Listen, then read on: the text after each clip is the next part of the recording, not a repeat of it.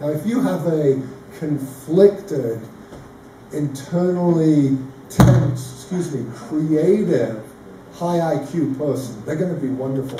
This guy who walked into our training, Chad, clearly was bright, was very quick and witty, and the conflict together with the IQ would make him an interesting contestant.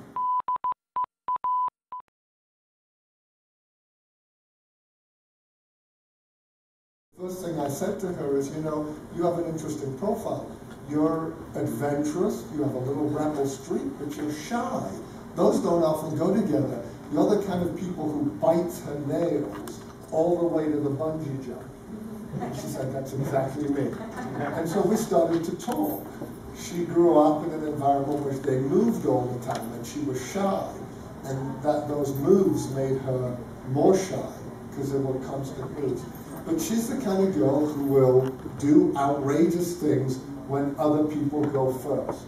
And within just a few minutes, she was bantering with the producers, and we were talking about how she gets anxious and worried, but still does wild things.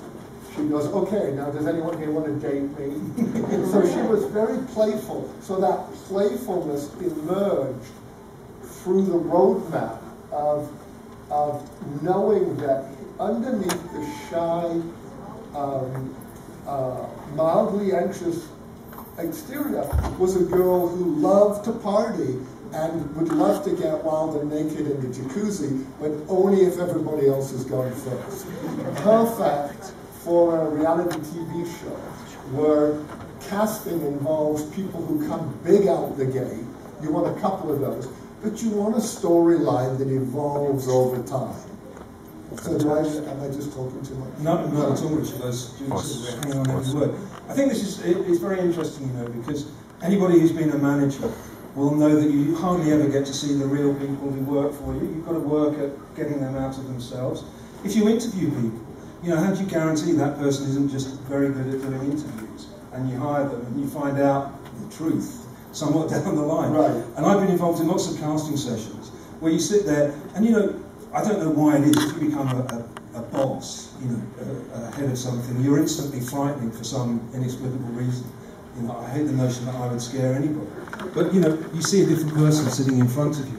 And the thing that was interesting about this young lady is she walked in, as Richard and I did, the room's quite intimidating. It was set out in a U, we didn't know you were, not you guys, but when we were doing this last session. I can see. Yeah. It was intimidating. So for somebody who had no idea, about exactly what was going to happen, to walk in and see the great and the good from CBC sitting, staring back at them, and then have their personality opened up. And yet Richard could get to the heart of what made that person tick through the tests that she'd done. And I think what would be interesting would be to just have a look at the graphs and talk through the process, Richard, because I think we do need to get into the FIRO-B and the tests that we do to discover that. Okay. Yeah? Okay, did you want to do that? Did you want to... anybody who wants any specifics about tests, there is a very short test that takes literally 10 minutes and that you don't need to be a psychologist to administer, which will give you something about someone in 10 minutes, and This is a piece of paper. We'll show you the results in a minute. But this is mine, and there's a few questions on the back. You do the questions. And the thing about this, it's self-administering. In other words, you can, as a producer, you can buy this, and you can give it to people that you're casting. They fill out the back, they mark it themselves, and then you get a little readout, which we'll go into now.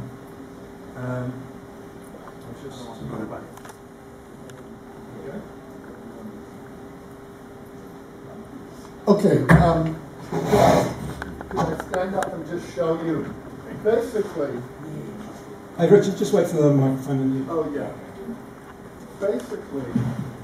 Hello? Okay. Basically, you answer these few questions and they're scored from 0 to 9. 0 to 9. And 9 is high, 0 is low. And across here is the behavior you expressed And here's the behavior you want from others. So, uncontrolled, this person does not want to control anyone, but does not want to be controlled. Complete free spirit. On inclusion, she wanted to include everybody and wanted to be included by everybody. And on affection, she wanted everybody to love her and was loving to everybody. So he was what I called a sort of hedonistic, undisciplined type who just was going through life including everybody, wanting affection, getting approval and giving approval. And she actually made a wonderful cast member of on one of the big reality TV shows because she just was an immediate big personality. Now, another type, did you have enough? Okay, do you want to go again? Now, here was another they loved this guy on a particular reality TV show. He was wonderful. He was absolutely aloof, cold, uninclusive, non-affectionate. When I said to him, "Boy, you really aren't that affectionate," and he looked at me and he said, "Nah, no time for that affection nonsense." But he was a very controlling guy who hated to be controlled. So an aloof, cold, unemotional, controlling individual. Perfect. Imagine having him with that exuberant, happy, undisciplined girl around him. So this is an example of just a simple instrument that you can use called the Phiro B that is wonderful to, you can try it on yourself and see how accurate it is. And if you have nothing else, it's worth, and it costs $6. So. Okay. I want two. That's chat. We can get on to that. One of the things I think that's really interesting about casting, and we were talking about this at CBC last week, is for me, casting has always been about casting a family. I have this passionate belief that the audience have to identify with what they see on screen in each and every way. Every single human being understands a family. It doesn't matter what kind of family you came from. You know, in general, we all had a mum and dad of sorts. We may or may not have had brothers or sisters. We certainly had friends who had brothers or sisters. If you look at a show like I'm a Celebrity, Get Me Out of Here, which is a UK show, Celebrities Go to the Jungle, every single series of that, you can identify the mother, you can identify the father, you can identify the errant teenager, you can identify every single person as part of a family. They cast it like a family. And the interesting thing about Richard's analysis of people is then how we put them together. Now, this gentleman is interesting. Can we just talk a little bit about him with relation to the other test that you do, Richard? Okay, well, if this isn't too boring for you... it's not boring at all. Okay, I love it. Okay, yeah. It's wonderful. This is a test that I've written some books on called the MMPI. It's been around for years. If you do use psychologists for casting, make sure you get someone who is an expert in personality testing rather than just a general psychologist, because it's really a skill set in learning to understand personality, not just pathology, not just mental illness. This was the other volunteer who came to CBC on Monday, and he took this test. And what happens with this test is you answer a bunch of questions, and then we divide your personality up into 10 dimensions. 1, 2, 3, 4, 5, 6, 7, 8, 9, 10. 50 is normal. So a profile that oscillates around this 50 mark is normal range. Isn't he wonderful? You already know there's something wonderful about him. Now, the interesting thing was, This scale, MF, is the male-female score. The higher you go, the more in the feminine direction you are in terms of your interests and values. So the first thing I said to him, remember, he was a volunteer. I actually paid him that's how I get volunteers, is I pay them. Because you want to make sure they come, right? You don't want to look stupid. Well, we'd just be clear, Richard, you never ever had met him before or spoken to him. Never spoken to him, never met him. He walks in, he's kind of horrified. You know, oh my God, what have I done? And I said to him, I said, are you gay? Look at that MF. And he went, what did he say? Sorry, Mom. So, but it wasn't, we weren't exposing him. And so here's this incredibly sensitive, beautiful looking guy, well-dressed, strong. You can feel the feminine side. I score high on the feminine scale. Mine's about here. When my professor saw it, he said, oh boy, that's a lot of femininity. And his is double. And the other thing about him that's interesting, this score is introversion extroversion, social introversion. The higher you go, the more introverted you are. The lower you go, the more extroverted. So here's this sensitive, creative, non-aggressive, extroverted guy. And what was interesting about him, this is energy and drive. Here's normal. Energy and drive. It's actually called mania. It's energy and drive. But he had an equal amount of depression, which isn't depression in someone like him. And I'll explain why it's interesting. And here's anxiety, worry, and self-doubt that's energized with all this energy and all this sensitivity. So here's a wonderful reality TV contestant who's got a lot of complexity. And as we talked about his anxiety and where that comes from, he grew up in a small rural community. He didn't realize he was gay, but he was clearly had that feminine side to him. I was teased because they used to call me the professor because I used to like to dress up. I'm not gay, but I have a strong feminine side. And he was teased and humiliated and put down. So he has this anxiety and tendency to worry with this high energy, optimism, and this tendency to get a little tense and down. And as we talked about it, it became clear, and this was a 20-minute feedback, that the issue was he was humiliated and teased. So that's his hot button. Anybody teases anyone, that's when he blows up. That's when his tension comes out.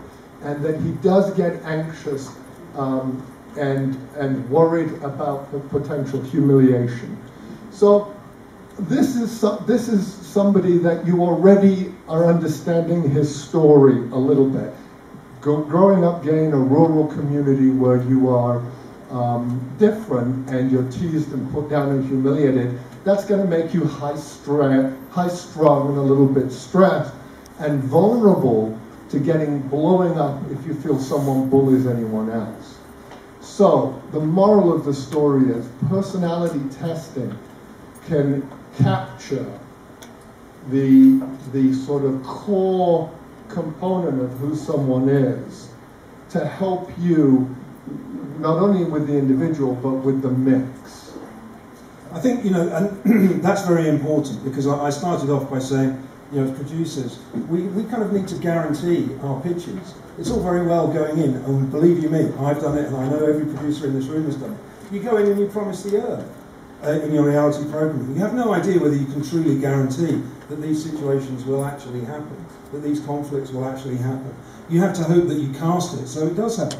With this young man, Chad, that we found, I know that if I put in an alpha male that's got slight bullying tendency and somebody like Richard helps me find that person, and then I create a certain situation, then I'm probably going to definitely get the outcome where Chad is going to suddenly break out of his shell and say, hang on, enough already, and I've got the conflict. And I've got a reasonable guarantee that might happen in my casting process. So it can't always be about gut feeling. You need some science to back that up. And that's really the beauty of what this system does. Richard, tell me a little bit about how you've been briefed for the various shows that you've worked on. Have they given you people they want to find, or is it just, here are the people we think, tell us about? Well, the way that I worked is that I would there's a secret location where the cast comes. The casting associates winnow down the 20,000 or 10,000 applicants down to the final 50, 60 or 70. And then they all take a battery of personality tests. They take the MMPI. Your own psychologist may use another, like the NEO or something.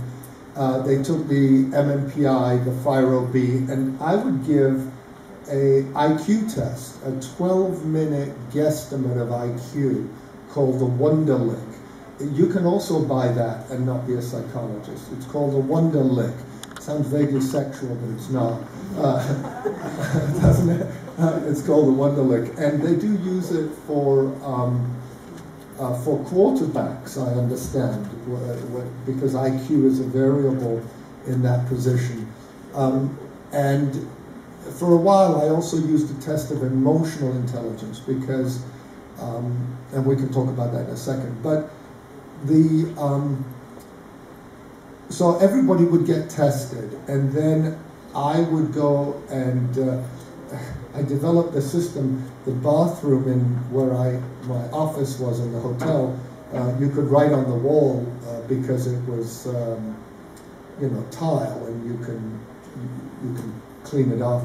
And I would divide the people as I gave them feedback. I'd give everybody feedback on the personality test just to make sure that I was getting it right. And then I would write, a sure hit. This is a big personality. And then slow out the gate, but a big personality underneath. And then I'd just label these headings and stick the pictures up in the categories that I'd created. And one is wonderful personality, but probably shouldn't go because they're potentially going to unravel. Of course, all of you want that person. That's what you want. It's amazing how quickly. We would do that, and then we'd meet with the producers, and the producers would say, well, tell us about this person. And I'd say, oh, he's really a role player. He's not, he just wants to get on the TV just to be famous. He's playing a role.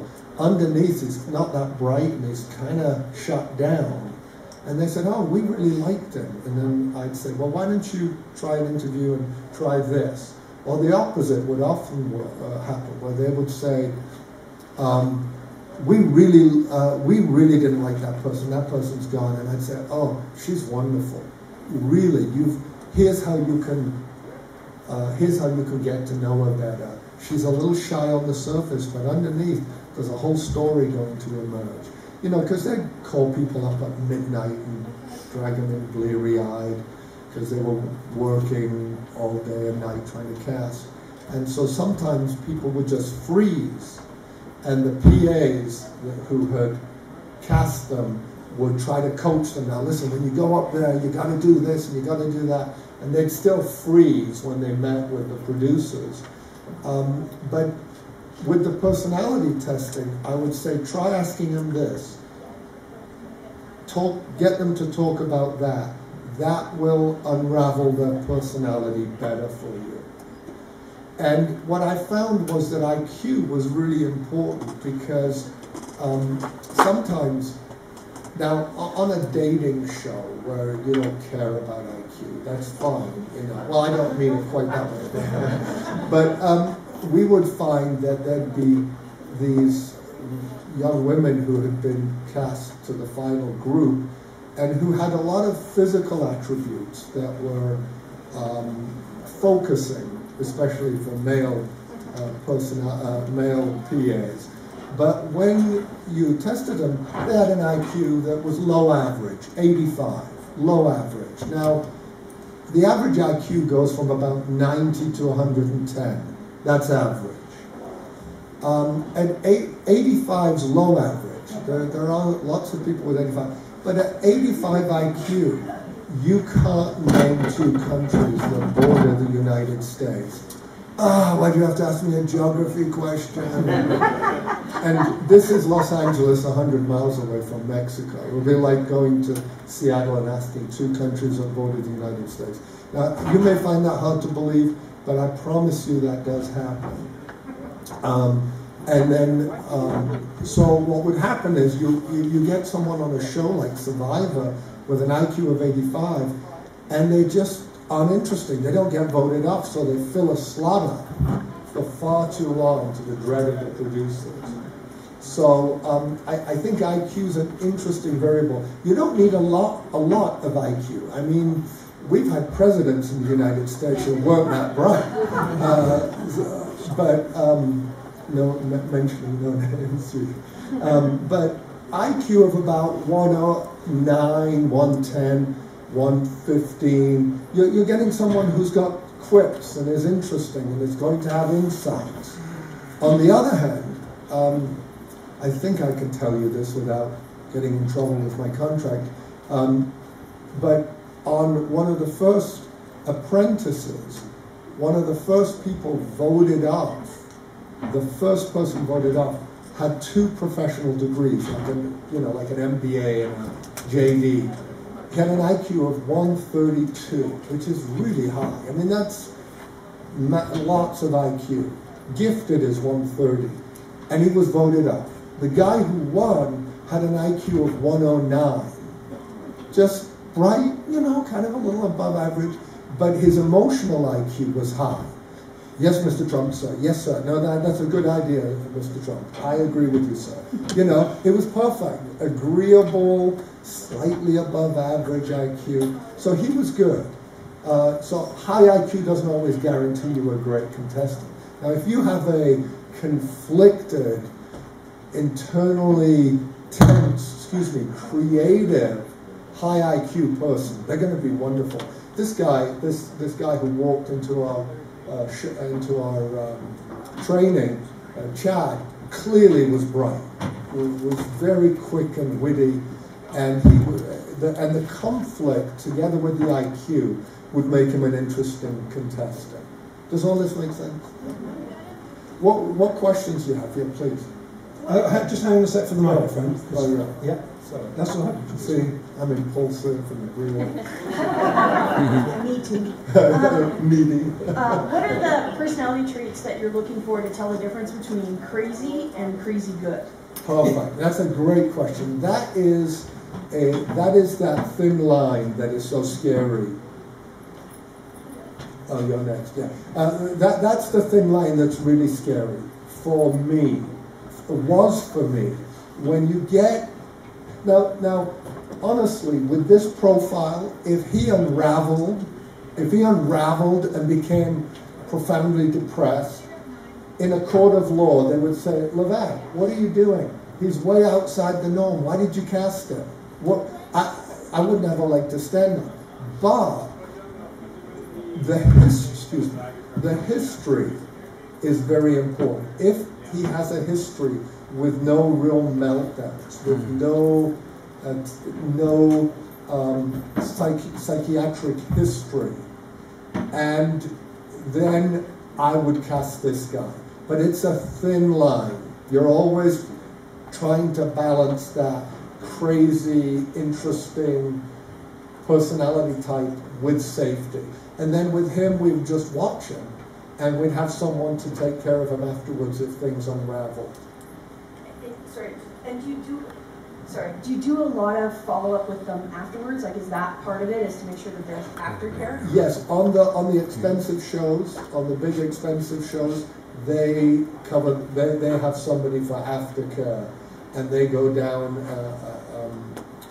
like my buddy who I got involved in reality TV. Every time someone's voted off The Biggest Loser, he'll go down and talk to them. So, but on the cheap shows, they don't do pre-screening, and like the Ryan Jenkins show where he unraveled and I think killed his wife. I don't know, but I don't think there was pre-screening and probably no post-care. I was just going to say with that, because I think it's important to just bear with me for a second.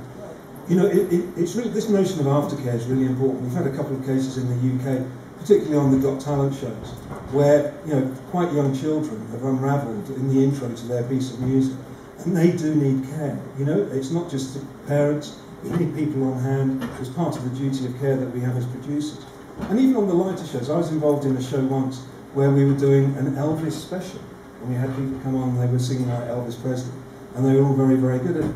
This was the sort of show where, for a day, this one particular guy was a picture framer from Glasgow, and for a day he was made to feel like a star. He got a limo from the train station to the studio, he had his own dressing room with a star on it, he had a bowl of fruit and flowers in his dressing room, he sang like an absolute angel, he was just perfect, and then there was a little party afterwards, everybody said how wonderful he was, and the next day, nothing. No phone call from an agent, no, you're going to get a recording contract, nothing. And his father phoned me up and said, Jonathan, I'm really worried about my son because he's picture framing. And, you know, he's hardly said a word since this. And this was a couple of years ago before we had any, you know, kind of duty of care psychologically after this. So even on those very simple programs, you know, you have to be careful. It's your responsibility as producers about what could potentially happen afterwards. And we have to be careful. And that's why this is an important tool, and a tool that's why you want me to take the blame. Well, you know, it's funny because in Britain we share, and we're not after a full guy. And I think it's about partnerships. And I think casting as well, it's about a partnership. And it's about the way you work with your advisors as a producer. Because I did make the point at CBC that the producer's still the person who's putting the show together. But you need as many tools in your armoury as possible to make it successful. I'm sorry. No, that was actually part of one of the questions I wanted to ask. But the question I have is, you're dealing with different cultures. Yeah. You're maintaining that these cultural archetypes are standard across all cultures. And I guess if that is truly the case, then I guess the issue of different cultures arises more in how you create a program to appeal to the culture that's in the viewership as opposed to the characters. No, that's a wonderful question because some personality tests have been normed for different personality for different cultures. The MMPI is, I think, translated into many languages. Other tests, not so much. But of course, you have to be sensitive to cultural values. For example, in Japan, we know that depression is looked down upon still as a diagnosis. So you're much more likely among Japanese people who are going through stress to have them complain of physical problems, headaches, stomach upsets, but not depression. And it raises certain scores on the testing spuriously, you know, inaccurately. But those are kind of cultural differences. And you have to be very sensitive to culture. And are you talking about casting, like doing a show in India or versus different cultures within the US, or both? Or dealing with the multicultural issue? Yes, dealing with, yes. Then you have to be very aware not only of personality but of the cultural issues. Yes. I think the whole, you know, in a multicultural society, yeah, the whole idea of the kind of the patriarch and the matriarch is an important thing that you have to take into consideration, because in a lot of the ethnic groupings, it plays a very different role in how everybody socially interacts.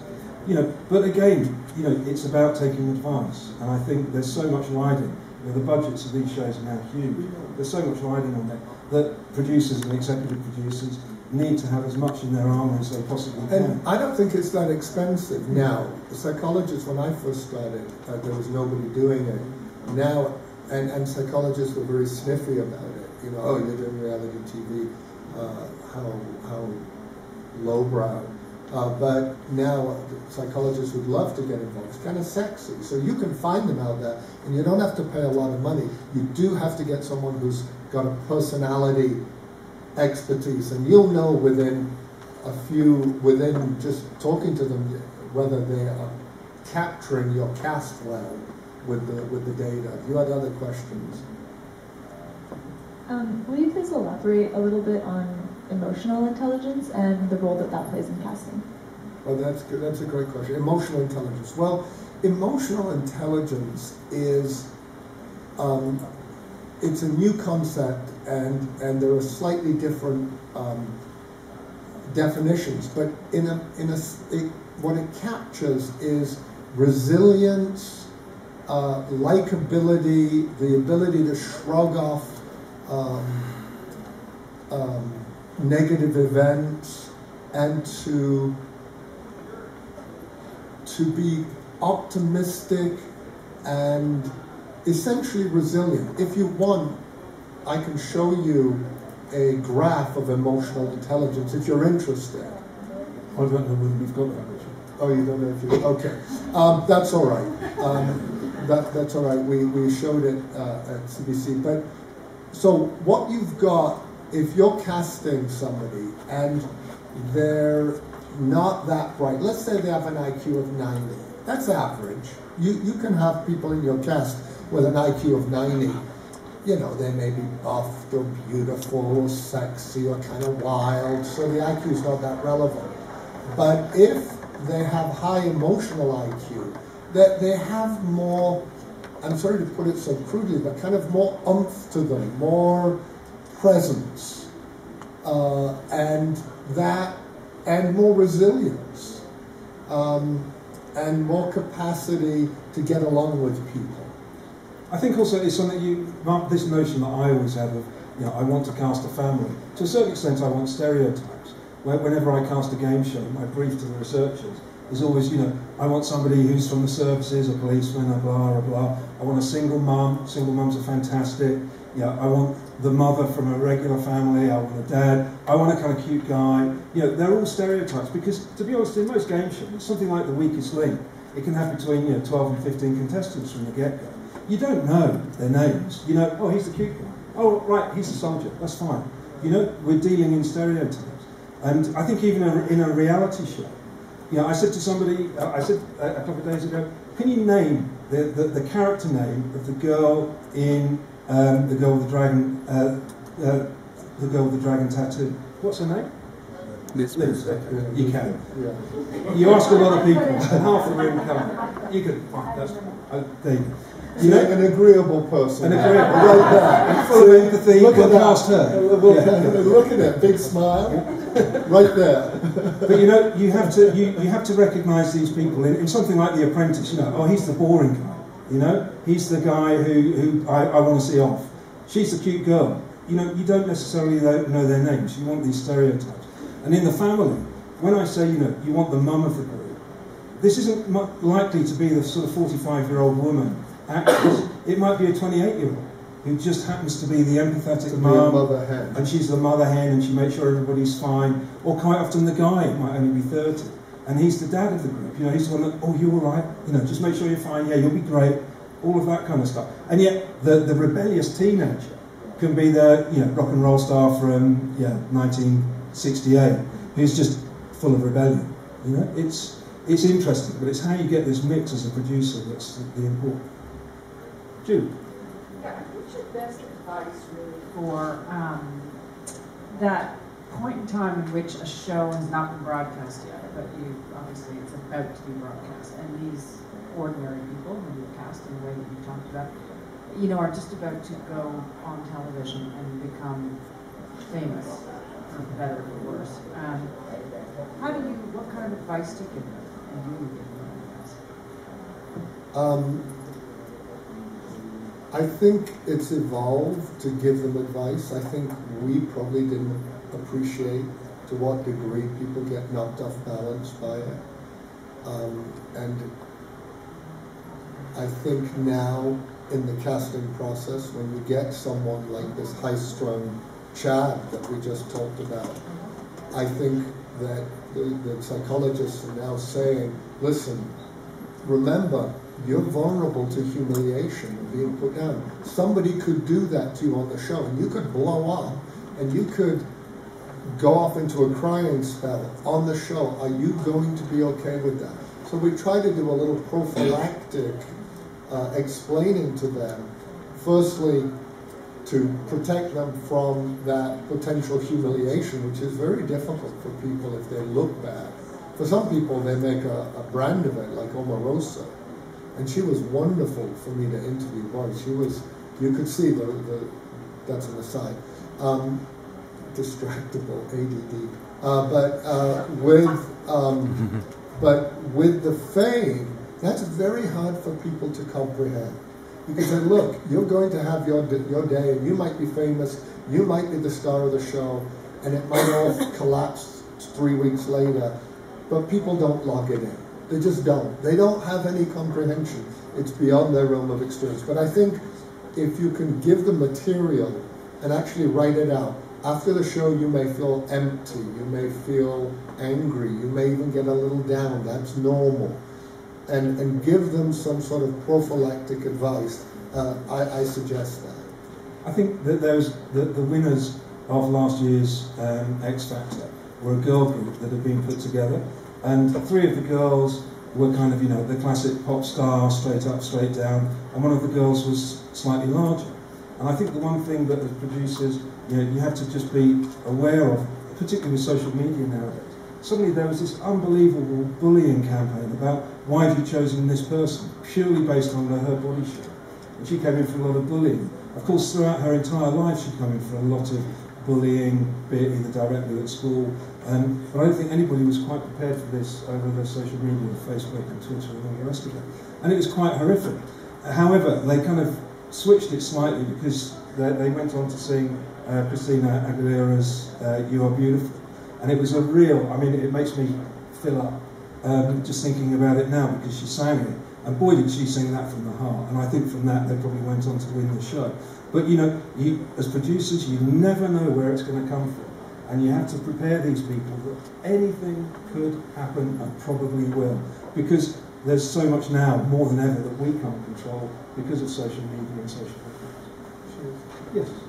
Does the same apply when you're working with producers, or do you work with producers that are working with famous people? So reality shows already based around famous people. Do the same tests apply? That's a great question.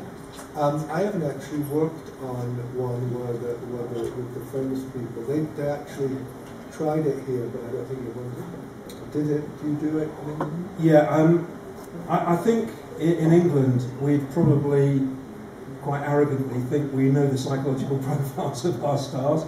And the thing is, they often have history. There was one artist I know particularly well, who's a comedian, who has a very long history of slightly erratic behaviour. And he's also probably wrongly tarred with a brush of being slightly homophobic, racist, and all sorts of things. He's a difficult character. And he was put on a show, it was Hell's Kitchen, and there was a very famous English gay person on this particular show. And you could have guaranteed that they were going to have some sort of spat halfway through that involved in this one particular person walking out. I was actually involved in a show that reunited them after this particular experience sometime down the road. But we create these situations. These 2 people were put in the house for a reason. They were put in the house for a reason, and you have to suffer the consequences of that. And I think with famous people, something like Celebrity Get Me Out of Here, you know if they beat, would you put Lindsay in a show where she's likely to encounter lots of emotional challenges? Lindsay Lowe, probably not. You might end up with quite a large lawsuit against you. You have to be careful and listen to people who know them. There's a question we're going to have to... No. Yeah. No, that's fine. What about visual? Can we just wait for them? I do beg your pardon. It's just they're recording this for audio somewhere. What about visible minorities and that role it plays in casting? Visible minorities? Yes. What do you mean, going for... Like, how, there's the brown guy. The tokenism. Do I don't think tokenism plays a part in English casting in any way, shape or form. I think, the public broadcaster I work for, we work very hard at making sure the audiences of our programmes in the studio reflected the people we saw on the tubes. It was my passion that we got, presenters and artists that would draw as large an audience that represented the true community in which we were broadcasting. I have never ever been party to any discussion about where's the brown guy. or wears any particular minority in any way, shape or form. There is often a discussion about how do we get these communities involved in our program, and there's lots of discussions around that. But producers do want a mix of people that capture the demographics that they're aiming for, right? And if you're in America, then that's an important part of the demographic. So I think they do. You can't imagine a show without an African American. No, absolutely. No, I think you look long and hard at who you cast and make sure that the mix reflected, the general makeup of the society you're working with. Right. But I don't think, I've never ever been involved in a conversation where somebody's said, we need a black guy to Muslim people, to Christians, a Catholic. I don't think we've ever gone quite that far. Right. Anything else? Because I think somebody's probably going to get us to wrap up. Hi. Is it live? All right. Yes. I've got a question. I want to follow up on the previous point that Richard, you raised. So it's about liability. With this kind of very sophisticated questionnaire, are we running into the trouble of if there are problems later on that you guys are going to be, like I think you talked about it, going to be sued, and how are you protecting against those situations by not picking those borderline cases, or like how's that going to be done? Again, that's a great question. The fact, in a way, using sophisticated psychological tests to cast make you more vulnerable because you're going to cast people who other psychologists are going to be glad to say should never have been on if they unravel. Right. Or they don't know about it. Yeah. Sorry? Or they don't know about it, right? At least they can, previously they can claim ignorance, but now you know it precisely. Exactly. So it's a mixed blessing, knowing, because mostly people who you cast are very interesting, complex, with a little craziness, to put it crudely, and so everybody is worried about that. But surprisingly, no one's been sued, to my knowledge, even though things have gone wrong, and the contestants really do sign their lives away. Yeah, that piece of paper. They're very willing to sign everything in triplicate before the show because they want to get on. So in my experience, it's been hard for anyone to, although there have been some times that I got scared, when I get a call at midnight from the head of NBC Legal, we just want to talk about your procedures on this person. It's like, oh my God! Literally, I'm in my wetsuit to go surfing. I live in Southern California. And head of NBC Legal wants to talk to you. Something's gone right. That's unpleasant for a psychologist. But nothing has actually happened yet. Yeah, nothing is the worst thing. Yeah, it's almost like people jumping off a plane, parachuting. I mean, that the piece of paper they're signing is their life. There you go. Yeah. Do nothing is the worst form of defence, because do nothing shows you didn't carry out your duty of care. To know and to explain why you knew and the decisions you made shows that you had a duty of care and you exercised. That's right. So do nothing is the worst. So not knowing is no defence. But on that note, cheery as it is, it's time to wrap up. So thank you very much.